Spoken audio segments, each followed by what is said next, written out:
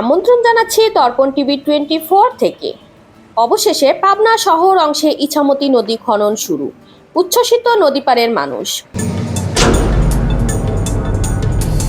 অবশেষে পাবনা শহর অংশে 5 কিলোমিটার ব্যাপী ইছামতি নদী খনন কাজ শুরু হয়েছে। শনিবার 3 মে সকালে শহরের লাইব্রেরি বাজার পুরাতন ব্রিজের পাশে খনন কাজ উদ্বোধন করেন জেলা প্রশাসক মফিজুল ইসলাম। এ সময় পাবনা পানি উন্নয়ন বোর্ডের তত্ত্বাবধায়ক প্রকৌশলী সুধাংশু কুমার সরকার, সেনাবাহিনী সদস্য ও নদী উদ্ধার আন্দোলনের নেতৃবৃন্দ উপস্থিত ছিলেন। এ সময় খনন কাজকে স্বাগত জানিয়ে নদীপাড়ে মানববন্ধন করেন ইছামতি নদী উদ্ধার আন্দোলনের পাবনার সদস্যরা। তারা সব জটিলতা কাটিয়ে দ্রুত খনন কাজ শেষ করে নদীটিকে প্রবাহমান করার দাবি জানান। কোনো অপশক্তির দখলদার যেন এই কাজ বন্ধ করতে না পারে সে দাবিও তুলে ধরেন তারা।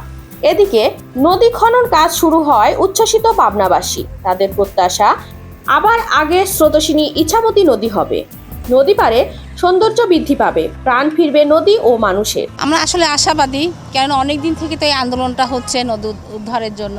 তো এখন যে কাজটা শুরু হয়েছে আসলে আমরা দেখেছি অনেক দূর এগিয়েও আসছে এবং আজকে শহরের মধ্যে শুরু হলো এবং আমরা সত্যি খুব আশাবাদী যে এটা প্রপার কাজ হবে এবং এতদিন যে বাধাগ্রস্ত হচ্ছিল বিভিন্ন কারণে এবং কাজ করতে পারছিলেন এবং সেটা আশা করি সেটা অপসারণ হবে এবং দ্রুত এর সমস্যার সমাধান হবে।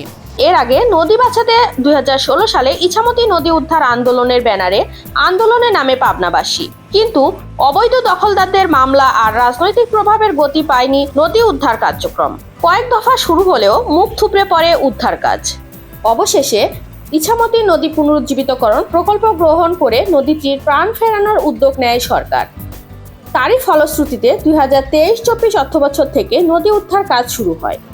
প্রকল্পটি বাস্তবায়নে কাজ করছে বাংলাদেশ সেনাবাহিনী 24 ইঞ্জিনিয়ার কনস্ট্রাকশন ব্রিগেড। আমরা ফ্রম দি ফার্স্ট বিগিনিং যখন স্টার্ট করি তখন আমরা অনেক বাধা বিঘ্নর মাঝখান দিয়ে অতিক্রম করি, যেখানে আমরা কাপড় নিয়েও আমরা মিছিল করেছি, মানববন্ধন করেছি এবং সারা পাবনার মানুষ আমাদের সাথে ছিলেন এবং কিছু সংখ্যক লোক না বুঝে আমাদের বিরুদ্ধে গিয়েছিলেন এবং তাদের ব্যাপারে গত তারিখে একসাথে দুই পক্ষ একসাথে করে মিটিং করেছি এবং বলেছি যে আমরা তোমাদের বিরুদ্ধে না, তোমরা যারা লিগ্যাল টাকা পাবে ইনশাল্লাহ 530 কোটি টাকা এখানে ডিসি সাহেবের ওখানে আছে, যাদের লিগ্যাল সম্পত্তি আছে তারা টাকা পাবে।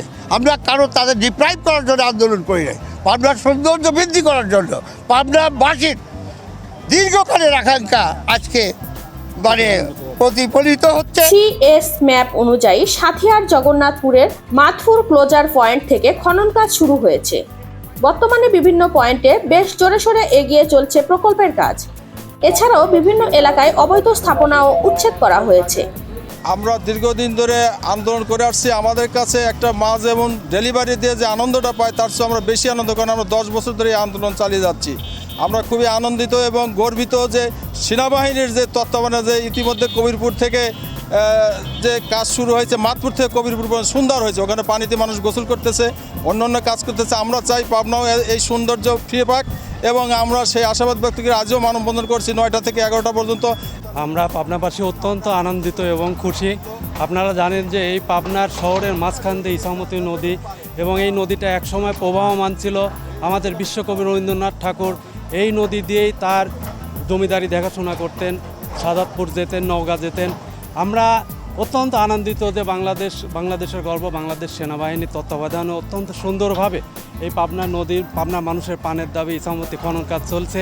আমরা এই নদীকে আমরা কিভাবে ভবিষ্যতে যে রক্ষা করব এবং নদী উদ্ধার এবং উদ্ধার পরবর্তী আন্দোলন, সেই আন্দোলনটার অন্যতম ক্ষেত্র হবে যে এই নদীকে আমরা এই জন্য শহরের মধ্যে 5 কিলোমিটার ওয়াকওয়ে নির্মাণ, এপার ওপার অর্থাৎ 10 কিলোমিটার। দর্শক, এতক্ষণ দর্পণ টিভি 24 এর সাথে থাকার জন্য ধন্যবাদ।